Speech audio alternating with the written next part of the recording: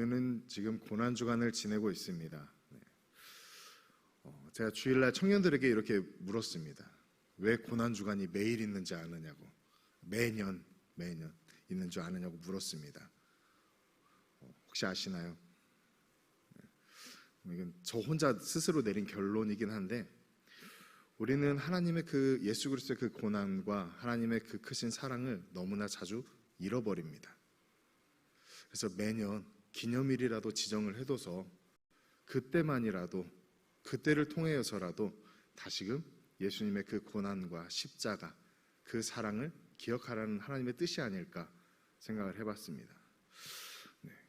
이 고난주간, 매년 돌아오는 그런 고난주간이 아니라 왜 예수님께서 십자가에 달리셨는지, 왜 죽으시고 부활하셔야만 했는지 그것을 깊이 묵상하시고 그 안에 담긴 하나님의 은혜와 사랑이 얼마나 크고 놀라운지를 발견하는 여러분 되시기를 간절히 바라겠습니다. 오늘 말씀의 제목에서 비하는 예수님의 낮아지심을 뜻합니다. 그리고 승귀는 높아지심입니다. 예수님의 비하, 즉 낮아지심은 성육신으로 시작하여서 공생애, 그리고 고난받으시고 십자가에 죽으시고 무덤에 계신 것까지를 말합니다. 또한 승귀는 부활하시고 승천하시고 보좌 우편에 계시다가 심판주로 재림하시는 것을 말합니다. 오늘 이 예수 그리스도의 비하와 승귀, 죽음과 부활, 그것이 우리에게 어떤 의미인지를 함께 찾고자 합니다. 저희 큰아이가 13살 초등학교 6학년입니다. 요즘 사춘기가 좀 시작됐는지 저 위에 있는데 들으면 안 되는데 제가 오늘 데리고 오지 말라 했거든요. 근데 데리고 왔더라고요.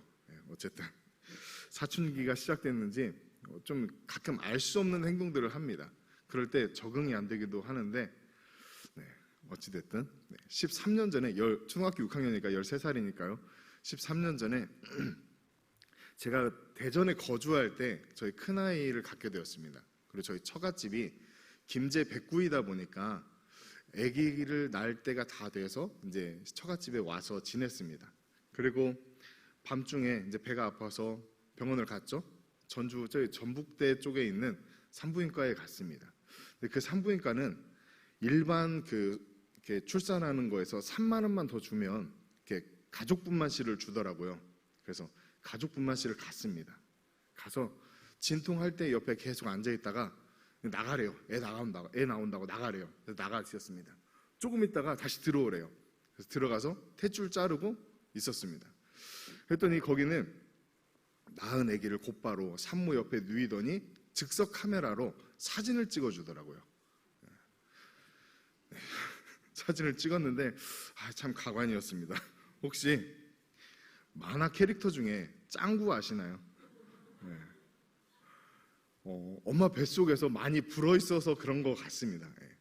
딱 사진을 봤는데 실물은 안 그런데 사진을 딱 보니까 완전히 짱구인 거예요. 저기서 불꽃 같은 눈총으로 저를 보고 있는데 어쨌든 애가 낳았다는 그 기쁨에 그 짱구 같은 그 즉석 카메라로 찍은 그 사진을 핸드폰으로 찍어서 양쪽 부모님에게 사진을 이렇게 보내드렸습니다. 나중에 한 사실인데 난리가 났습니다. 저희 어머니가 장모님이 이제 병원에 와서 아이를 실제로 보시고는 안심을 하셨대요. 사진을 보니까 짱구예요. 물론 어머니가 오시는 그 시간까지 몇 시간이 지난 후지만 그 안에 이제 불어있던 것들이 좀 빠져서 그랬는지는 모르겠는데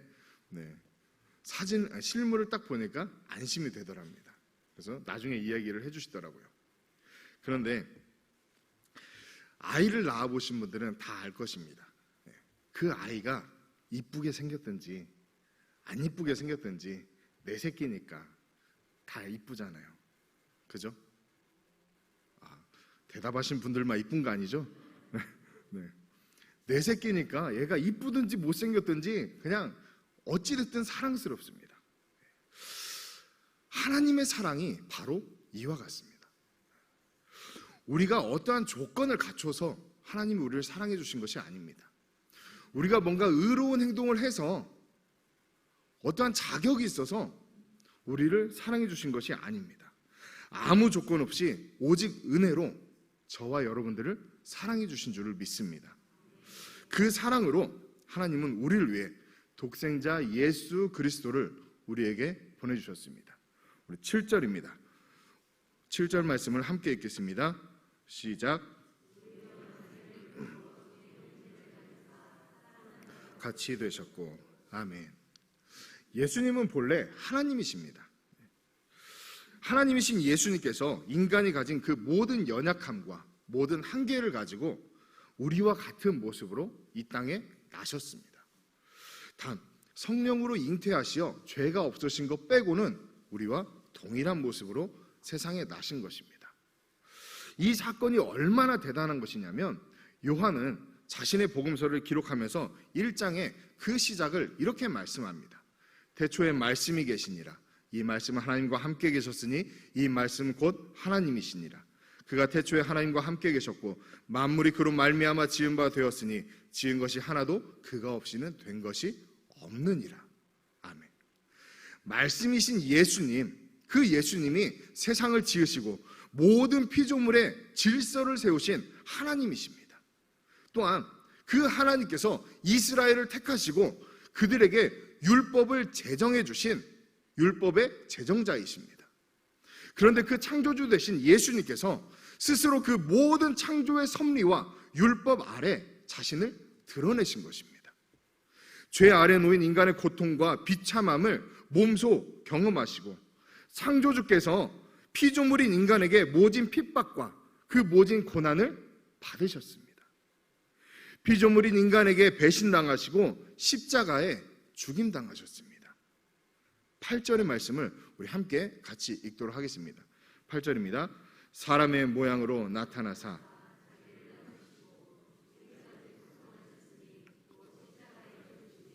아멘. 사실 예수님은 낮아지실 이유가 단 하나도 없습니다.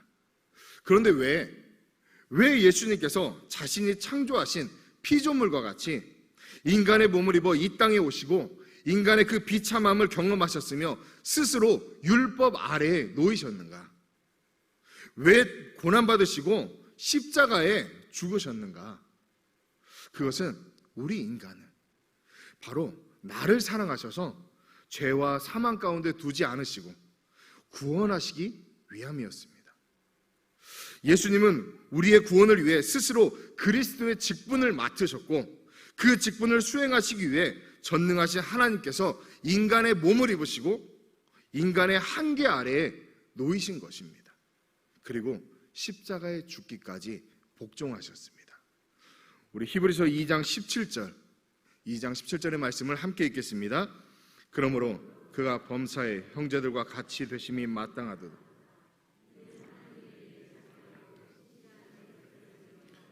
백성의 죄를 속량하려 하심이라. 아멘. 사실 우리는 죄와 그 허물로 인한 비참함에서 스스로 벗어날 수 없는 그러한 연약한 존재입니다. 아무리 선을 행한다고 할지라도 그 무엇이든지 간에 우리가 행하는 것은 무익하기 때문입니다.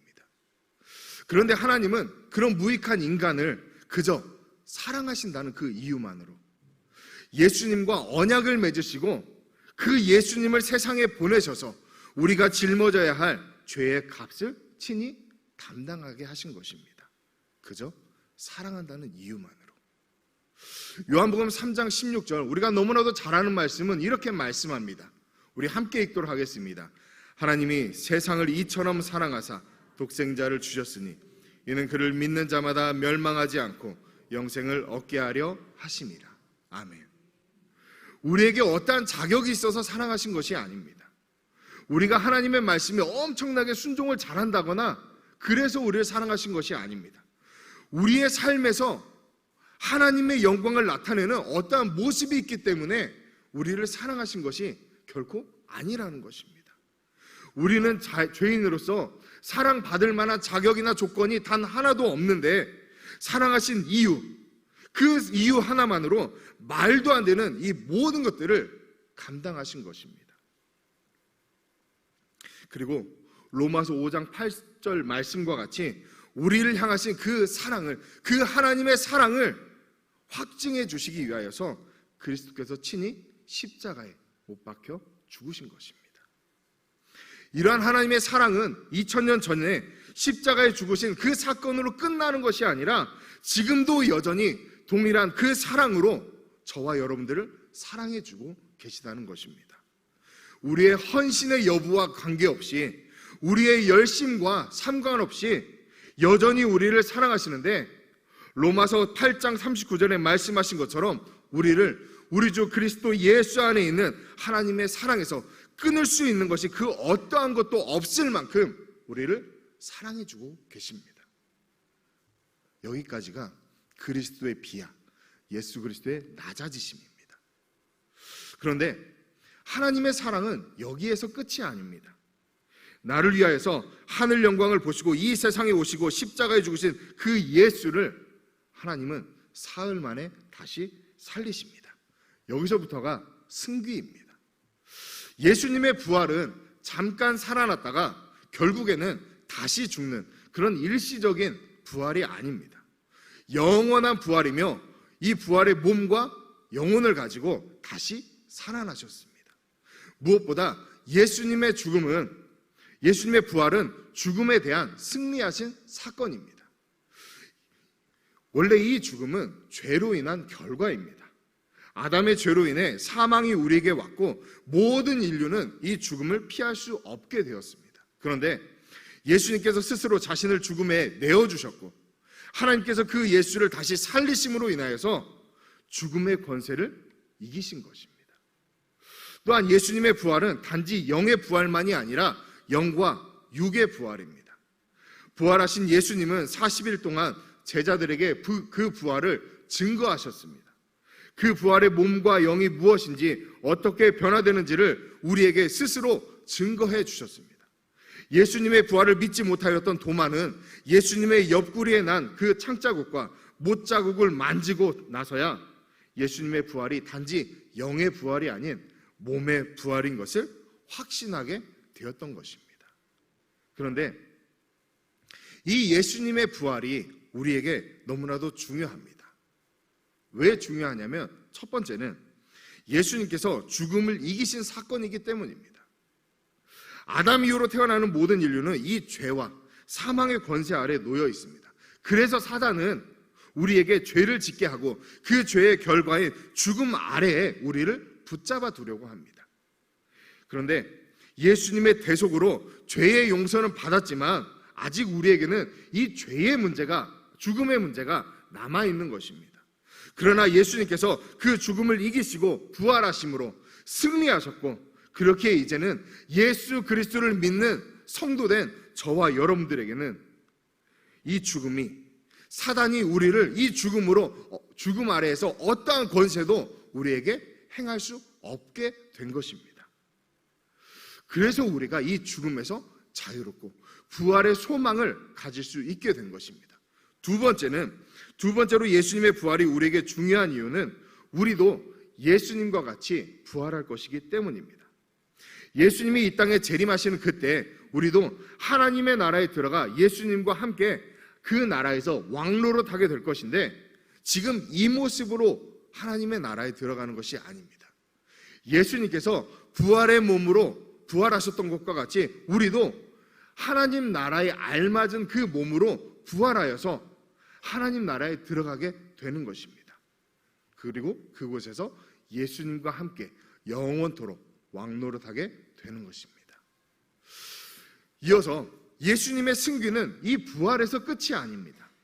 예수님은 제자들이 보는 그 가운데서 하늘로 승천하셨습니다. 승천하신 예수님은 하나님의 보좌 우편에 앉아 계시는데, 여기서 이 보좌 우편이라고 하는 것은 오른쪽, 왼쪽 이것을 말하는 것이 아닙니다. 하나님께로부터 받은 하늘과 땅의 모든 권세를 가지시고 영광과 존귀를 받으시며 온 우주의 왕, 만왕의 왕으로서 이 세상을 통치하신다는 것을 의미합니다. 빌립보서 2장 9절과 10절 우리 함께 읽도록 하겠습니다. 9절과 10절입니다. 이러므로 하나님이 그를 지극히 높여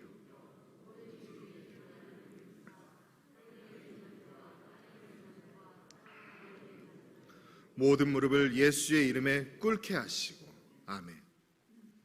하나님께서 예수님을 지극히 높이시고 예수님은 하나님의 그 보좌 우편에서 원수들을 정복하셔서 그의 백성된 우리에게는 하늘의 은혜를 맛보게 해주시는 것입니다. 또한 승천하신 예수님은 지금도 보좌 우편에 앉으셔서 우리를 위해 중보해주고 계십니다. 예수님은 승천하시고 그 보좌 우편에 계시다가 재림 때에 다시 오시는데 그때까지 가만히 계시다가 오시는 것이 아닙니다. 아무것도 하지 않고 쉬다가 그때가 되어서 오는 것이 아닙니다. 우리가 예수님의 이름으로 기도하는 그 이유가 바로 여기에 있습니다. 다시 오시는 그날까지 지금도 여전히 그 십자가 보혈로 구원하시고 자녀 삼으신 나를 위하여서 간구하시며 여전히 대제사장의 그 직무를 감당해 가고 계십니다. 그래서 우리는 예수님의 이름으로 기도하는 것입니다. 우리는 사실 우리는 하나님 앞에 기도할 수 있는 그 자격이 단 하나도 없습니다. 왜냐하면 죄인이기 때문에 하나님 앞에 기도할 수 없는데 예수님께서 우리가 기도하는 그 기도의 제목들을 가지고 하나님 앞에 나아가 자신의 그 십자가 보혈을 증거로 내밀면서 이 기도를 들어달라고 중보해주고 계신 것입니다. 그렇기에 우리가 예수님의 이름으로 기도하는 것입니다. 그리고 마지막 이 승기의 절정이라고 할 수 있는 재림, 이 재림 때에는 예수님은 이 세상에 다시 오십니다. 사도행전 1장 11절의 말씀을 우리 함께 읽겠습니다. 이르되 갈릴리 사람들아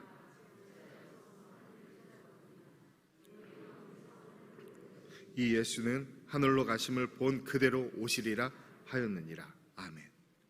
예수님께서 다시 오신다고 약속하신 이 재림, 예수님의 이 재림은 예수님의 높아지심의 최절정이며 이 모든 일은 반드시 이루어질 것입니다.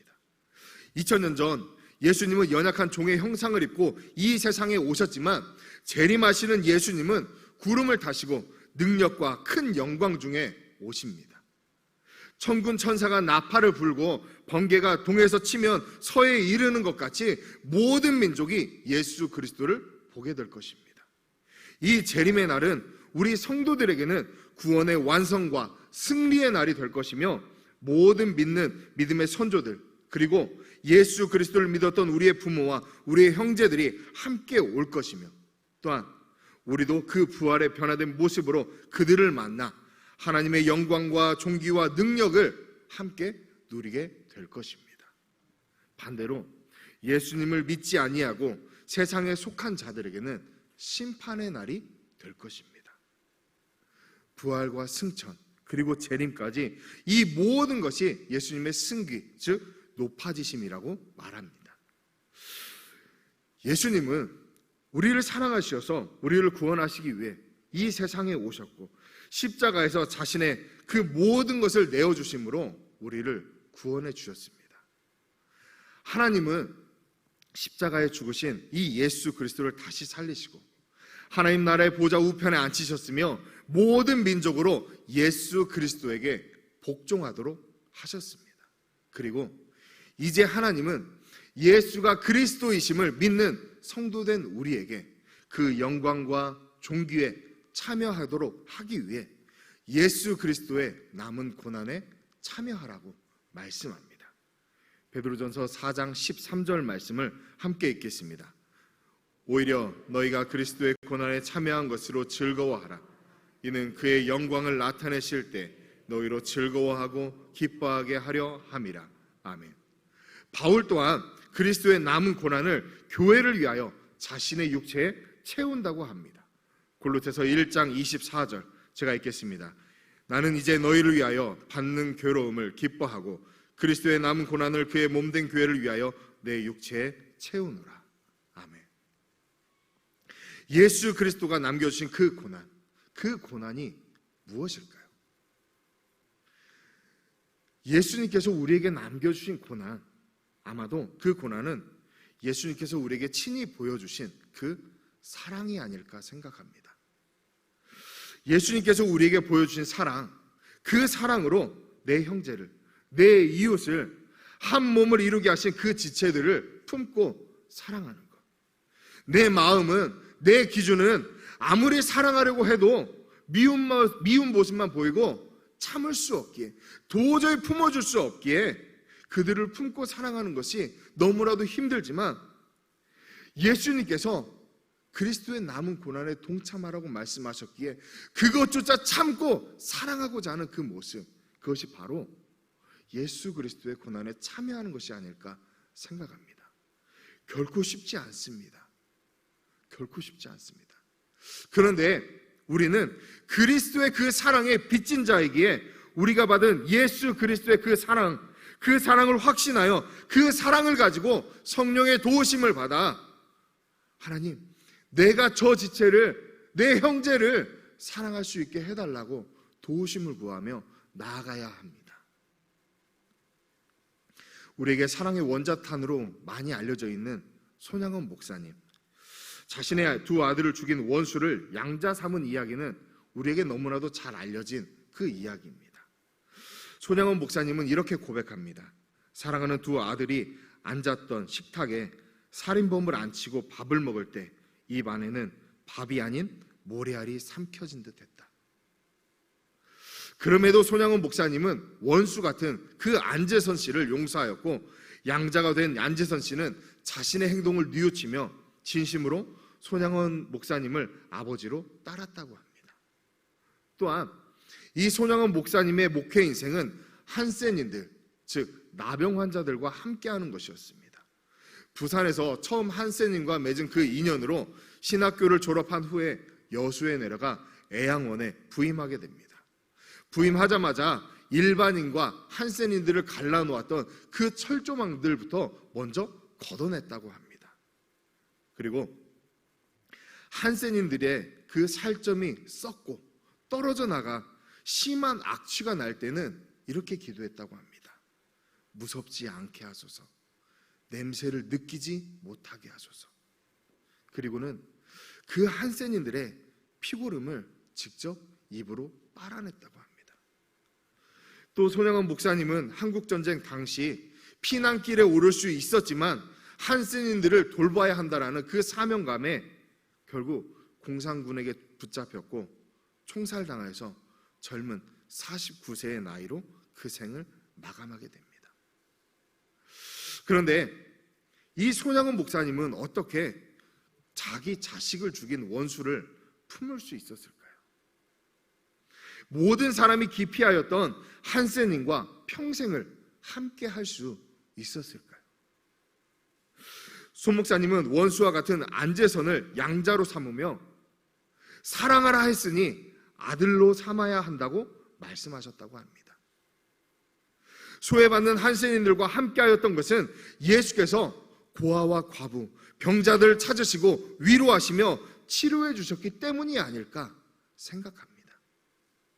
사랑하는 성도 여러분, 우리가 짊어져야 할 십자가, 그리스도의 남은 고난, 그것이 바로 이러한 사랑인 줄을 믿습니다. 우리는 하나님과 그리스도의 사랑에 빚진 자들입니다. 그 빚진 사랑을 나의 십자가로 알고 내 형제와 내 이웃을 한 몸을 이루게 하신 그 지체를 사랑해야 하지 않을까 생각합니다. 또한 그 사랑으로 아직 예수 그리스도의 그 진리의 복음을 알지 못하는 이웃들에게 그 복음의 소식을 전하는 것, 그것 또한 사랑이 아닐까 생각합니다. 그 사랑을 실천하며 그리스도의 고난에 동참할 때 하나님께서 예수님에게 주신 부활의 영광도 바로 저와 여러분들의 것이 될 것을 믿습니다.